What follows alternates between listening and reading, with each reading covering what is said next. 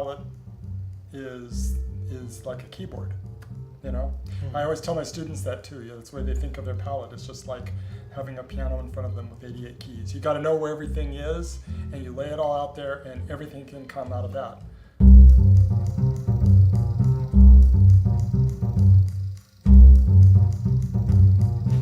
So it's just one of the things I do. This is my most recent effort that I think that I finished. Is there any kind of sketches, pencil sketches behind it? No. No. Oh no.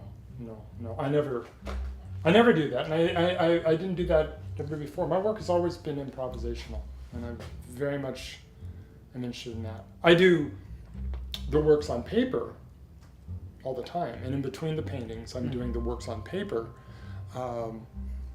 and they embody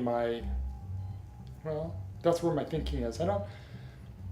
The idea of doing a sketch for something else is not something that I've ever really been that much interested in. I'll develop ideas, but I mean, this work is especially improvisational, and it's trying to understand that every work is its own reality, and the goal is to engage with it fully and to let it lead me where it wants to go. So that's the whole point of this for me. When I started doing the white paintings last summer, that was a real effort out of kind of the polychromism that I had been pursuing for so long. And moving everything up into a higher value, really kind of changed my perspective. So I think since, and it's an ongoing thing, the white paintings were always kind of impossible. I mean, it was a desire to make something impossible. I wanted them to disappear, and at the same time to have something there. And so because structure, of course, is very important to me. Dialogue, structure. But you can only have structure when you have contrast. So this idea of like having no contrast but still having structure was an impossibility, but that really appealed to me. I think when I first got here, I was very influenced by the light, and I do. I think in the summer times here, the intensity of the light, the bleaching, that probably had something to do with the white paintings too. Is that idea of just how saturated everything becomes with light. But I think that part of my idea is that painting is always an expression of your being. So it's memory is sensation, and memories are not just like of a place.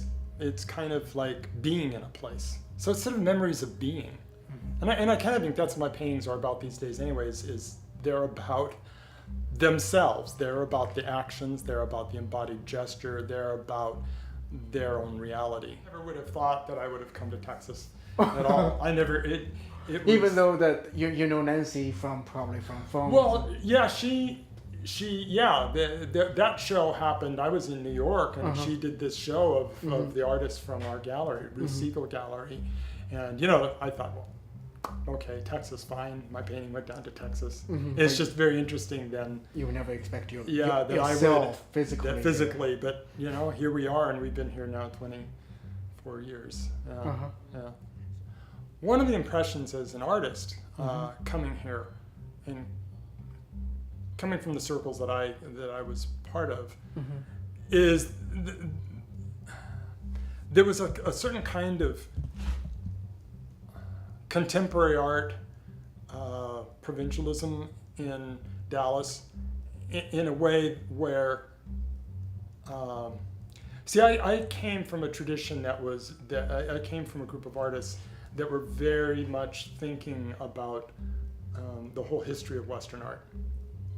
And so I knew many artists who were realist artists. And of course, back in the 80s in New York, you had everything. I mean, you had the most cutting edge contemporary, but realism was a huge force. There were galleries in New York that were realist galleries. But when coming to Texas, it seemed that there was a very narrow viewpoint about what contemporary art was. It was very narrow, postmodern, doctrinaire, and I didn't feel that there was an openness to there wasn't the same kind of openness to the whole spectrum of what painting could be in North Texas. In the 80s, there was, there with the New York Gallery and the presence in New York, and there were shows. I was from that time. I mean, I think I wasn't included in the modern artists of the 80s show, but I was, I guess, one of those artists of the 80s, you'd have to say. Given that in the 1980s I had several solo shows in New York City and around and in a lot of itself. I think there was a time in my early career where I was so influenced by everything I looked at and saw and things going around me and competing with everything else around me and all that. I don't think I've been doing that as much in the last several years. And certainly in the last 2 years, I think I've wanted this work just to grow out of itself and out of who I am for whatever it is. So, I mean, I have no idea whether the work of the last 4 years, where it fits, how it relates. I don't know. You could tell me better than I would know.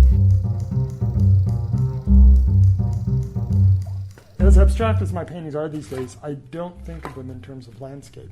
And I know many people will say when they look at these paintings, they'll think, oh, they're like looking down at something from above. But I never think of them that way. I just don't. I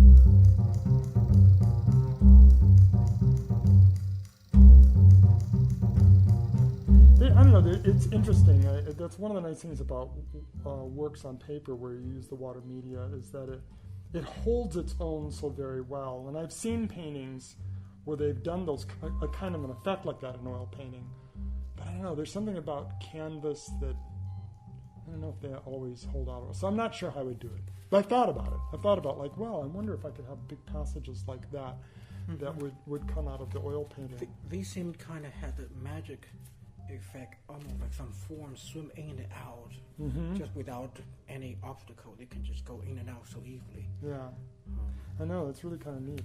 And you said you can do it kind of free form very quickly, and you just respond very well with the kind of effort. Wonderful.